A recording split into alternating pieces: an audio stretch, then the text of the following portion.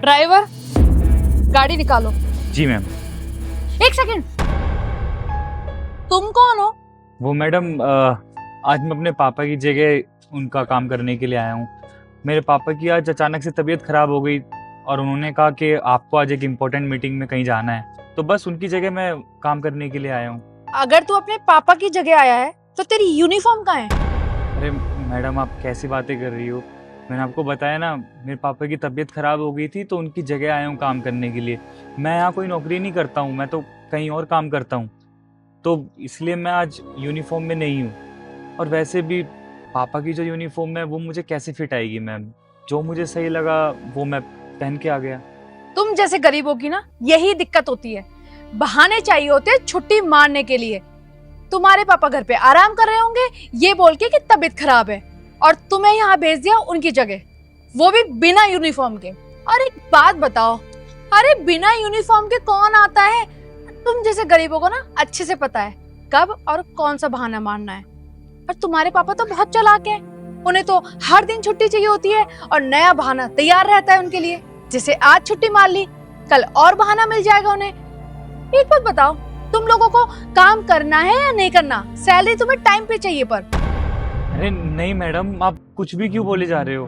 मुझे पता है मेरे पापा की आज सच में बहुत ज़्यादा तबीयत खराब थी, इसलिए वो आज नौकरी पे नहीं आए। नहीं तो वो कभी भी मुझे अपने काम के लिए नहीं बुलाते हैं। उनकी बहुत ज़्यादा तबीयत खराब थी आज, इसलिए आज उनकी जगह मैं यहाँ पे काम के लिए आया हूँ। अरे बस करो अब, मैं मीटिंग के लिए लेट हो रही हूँ, चलो जल्दी। जी मैम।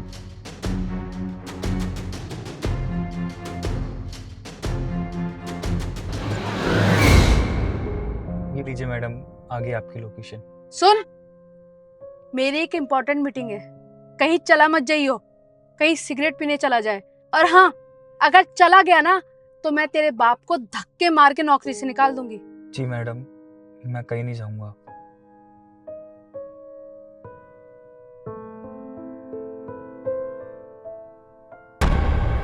सॉरी मैम, मैंने ज़्यादा आपको वेट तो नहीं कराया।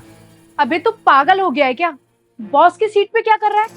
तुझे बोला था ना गाड़ी में वेट करने के लिए, फिर तू यहाँ क्या कर रहा है? मैडम, आपकी जानकारी के लिए मैं आपको बता दूं कि जिस कुर्सी पे मैं बैठा हूँ ये कुर्सी भी मेरी है, और आप जिस कंपनी में मीटिंग के लिए आई हैं वो कंपनी भी मेरी है। मैं ही इस कंपनी का ओनर हूँ। अच्छा मजाक कर रहा है?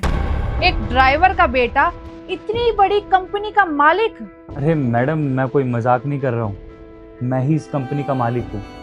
और आपकी आज जिसके साथ मीटिंग फिक्स हुई है मैं ही हूँ, सत्यम त्यागी, जिसके साथ आज आपकी मीटिंग फिक्स हुई है। आप यही सोच रही होगी ना कि ये गरीब इंसान जिसके पापा टैक्सी ड्राइवर का काम करते हैं वो इतनी बड़ी कंपनी का मालिक कैसे है? देखिए मैडम, जब इंसान दिल और दिमाग से मेहनत करता है ना अपने सपनों को पूरा करने के लिए, तो उसे ऊपर वाला भी नहीं रोकता। और इस कंपनी को खड़े करने के लिए मैंने बहुत पापड़ बेले हैं, ऐसी इतना काबिल नहीं बना है सीट पे बैठने के लिए और आपसे बात करने के लिए सामने। मैडम, जब हम मन लगा के मेहनत करते हैं ना तो हमारे सपने एक ना एक दिन जरूर पूरे होते हैं।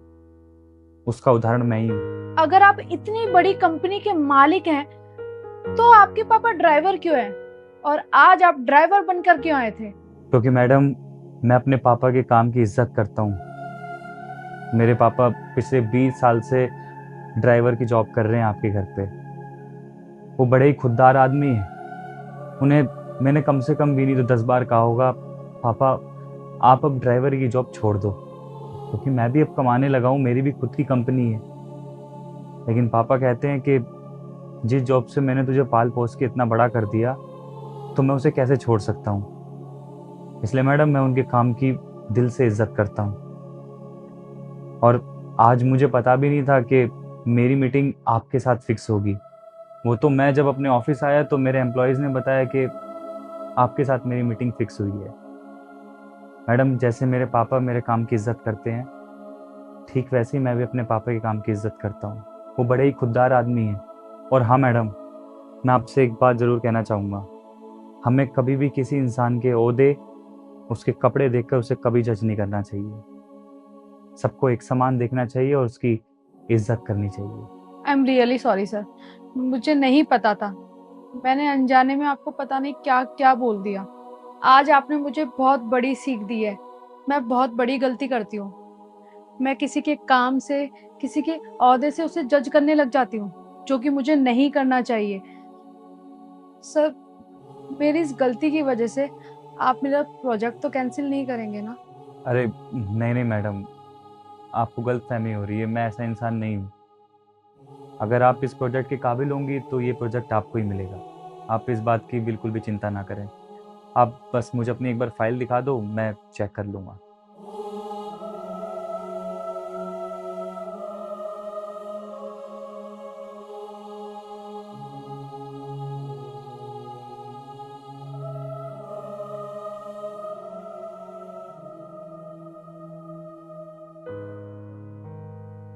ये प्रोजेक्ट आपको ही मिलेगा क्योंकि आप इस प्रोजेक्ट के काबिल हो, और मैं काबिल लोगों की इज्जत करता हूँ, किसी का हक नहीं मारता मैं। सर, मुझे माफ कर देना। मुझे अपनी गलती का एहसास हो गया है। मैं आगे से ऐसी गलती वापस नहीं करूंगी। And thank you so much sir, ये प्रोजेक्ट मुझे देने के लिए।